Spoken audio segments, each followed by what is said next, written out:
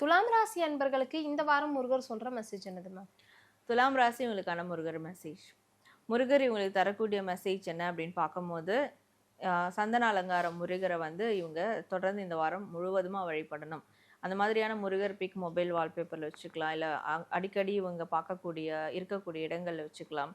கோவிலில் கூட சந்தன அலங்காரம் முருகரை தரிசனம் பண்ணலாம். சில கோவிலில் அந்த சந்தன அலங்காரம் செஞ்சு சந்தனம் கூட கொடுப்பாங்க. அதை இவங்க டெய்லியும் வச்சுக்கணும்.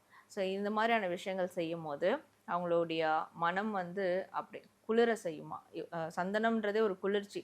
அப்போ இவங்களுடைய மனம் குளிர குளிர குளிர இவங்களுக்கான அந்த ஒரு வளர்ச்சியும் சரி, அந்த வெற்றிகளும் சரி அடுத்தடுத்து இவங்களுக்கு வந்துட்டே இருக்கும். ஸோ அதை இந்த வாரம் மேற்கொள்ளணும் அப்படின்றது தான் முருகர் தரக்கூடிய ஒரு மெசேஜாக இருக்கு.